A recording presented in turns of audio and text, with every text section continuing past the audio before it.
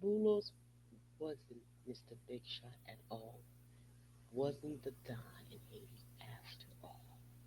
From day one, Boulos studied around Haiti like a self appointed monarch, pretending he owned the key to Port au Prince.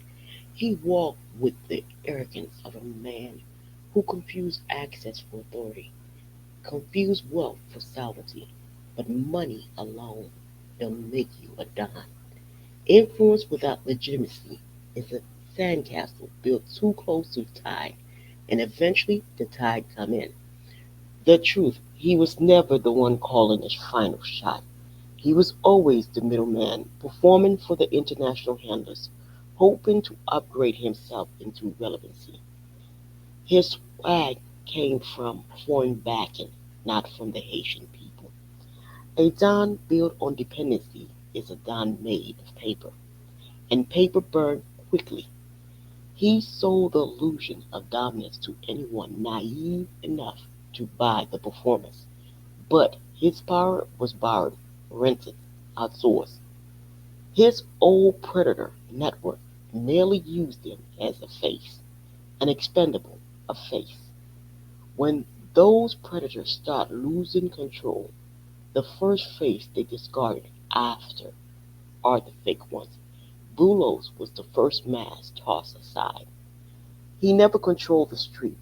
He never commanded loyalty. He never had the pulse of Haiti in his hand. He only had the air of confidence of a man protected by the international class. And the moment that protection cracked, he folded like a cheap chair. Real dons do not need to be recognized. Real power doesn't need a press conference or French accent announcement. Real power is felt in the silence and the order and the feelingness of a nation standing behind you. Boulos had none of that. He had noise, no roots. The first signal came quietly, the ground under Haiti political elite shift, like something ancient had awakened. One by one, the false elite started losing their grip, disappearing from relevancy, getting snatched from the game, and every insider whispered the same sentence. Boulos is not the Don. He sensed it long before the public did. The whispers got sharp. The shadows got closer. His friends started backing away from him, and international boardrooms muttering about instability, distancing themselves from unreliable partners. When the wolves back away from you, it means they know the fire is coming. Boulos tried to salvage his image through interview, press release, carefully curated appearance. He tried to insist he had a place in the future order, but the narrative had already shifted, and Haiti political winds were blowing him into the pile of irrelevance. He couldn't find the momentum. He was already ghost fading from fame. Meanwhile, the real force, quiet, relentless force, watched him crumble with cold indifference. They never saw him as the game ended, just a pawn, a courier, a convenient smoke to distract Haitians, while the international extraction class played their deeper game. When a pawn reaches its limit, it gets removed. This is why he suddenly evaporated from the national stage. The system didn't need him anymore. The Don role he tried to claim was never his to begin with. Haiti's fate was being rewritten by people far more strategic, far more connected, far more deeply embedded, and Boulos was locked out of that room. To understand why he failed, you must understand the nature of power in Haiti. True influence doesn't come from business portfolio or private jets. It comes from legitimacy, culture, historical, political, and spiritual. Boulos had none of it. He was a stranger in a land he only wanted to exploit. International actors like him, because he was obedient, predictable, malleable. These qualities are useful in a puppet, but they are fatal in a leader. Haiti political terrain chewed up weak intermediaries, and Boulos was the weakest of them all. He tried to buy political capital the way he bought luxury properties with checks promised investors. But Haitian sovereignty is not for sale. No matter how many foreign ambassadors shake his hand, a man pretending to be a don cannot lead a nation built on revolution. That mismatch alone doomed him. The Haitian people never saw him as a champion of the people. He was a symbol of extraction economy, a symbol of centuries of abuse and elite manipulation. He carried the stench of oligarch privilege. He would he could such how could such a man ever hope to lead Haiti into a new era? He couldn't. He lacked ancestral legitimacy, street backing, moral weight. A Don must embody all three. He embodied none. That is why he collapsed the moment the real force began eliminating the pretenders. You cannot hold a crown you never earned. Let's be clear. Boulos built his whole political persona on a myth that he was untouchable, but it was a performance dependent on the old international order, a system cracked worldwide. When the global framework started shaking, his platform vanished. His empire was nothing but sand, borrowed, scuffled. The geopolitical landscape changed. Haiti people changed. Even the predators changed. The new players entered the arena, one with no interest in oligarch puppet. Just like that, Boulos went from main character to disposable asset. His downfall wasn't a tragedy, it was math. A fake king cannot survive in a nation of real revolutionists. Haiti is allergic to imposters, and every cycle of instability exposes another pretender.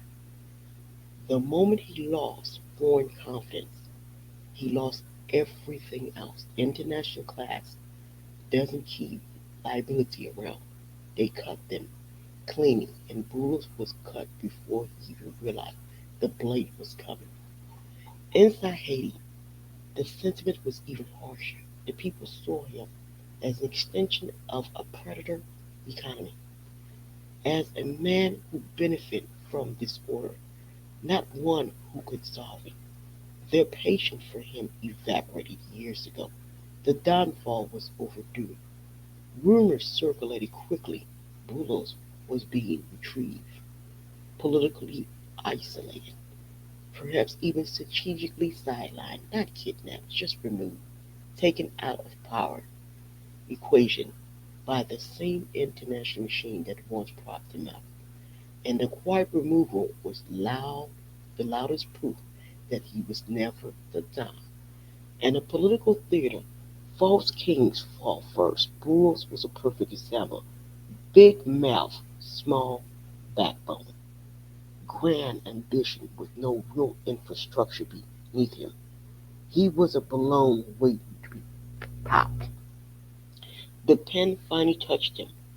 His power deflated overnight.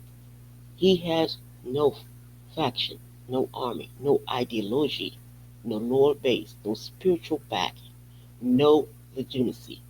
The only thing he had was PR, and PR collapsed in crisis. Every Don in history had a loyal base ready to die for them. Boulos had consultants ready to invoice them. That was the difference. That's why he never stood a chance. Global actor realized he could not stabilize him. He could not negotiate. He could not contain the chaos. He could not rally the people. He could not. He could only posture. Posturing doesn't survive geopolitical storm. The world saw Haiti waking up, the shaking off the predator, demanding sovereignty. They recognized that Boulos was a relic, of the old era.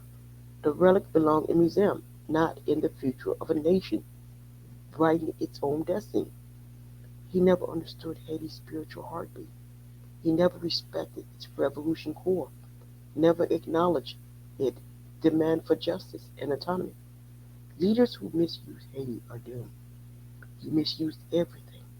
Even the elite began distancing themselves, realizing he couldn't carry the oligarch agenda anymore. They started searching for a new vassal, a new tool, and Boulos became absolute overnight. Geopolitically, he was a redundant, a foul, a failed experiment, a placeholder that expired, and the system disposed of him exactly the way a machine disposed of a broken gear. Boulos was not the Don. He was never the Don. He was an illusion of a Don. He he fall. His fall proved something deeper. Haiti's new era would not be ruled by oligarchs, extraction agents, or men with inflated egos, empty legitimacy. Those days are dead. Boulos is the grave marker. The real force rising Haiti now, popular with national sovereignty, revolutionist conscience, have no place for men like that. They will build a different foundation, one he cannot stand. And that is the final truth. Boulos pretended to be God until the real world reminded him he was never anything more than a placeholder. His chapter is closed. Haiti has moved on. Basically, people, the oligarch system is dead. It doesn't work for the nation of Haiti. And I think, and I keep saying this, you're going to hear all of my videos when it comes to Haiti. Haiti will never ever forgive the organ harvesting that went over there. They will never forgive the sheer violence that released on the people, far as the raping of the females, the women, and they even had raping of men. They will never forgive that. What we have here, we have a nation that will never forgive them. Never, ever forgive the internationals. And they will never, ever trust them. And they know it. So they're the ones that put those oligarchs in there. Those oligarchs are not Haitian blood, but you'll know that. They put them in there because at that time, um, I guess they had a system that they decided when they came out with this whole oligarch system on this planet that they were going to place them in countries that didn't really have a white population. And so they placed all these Syrian Lebanese in Haiti. And these Syrians and Lebanese, they they're allergic to black people, right?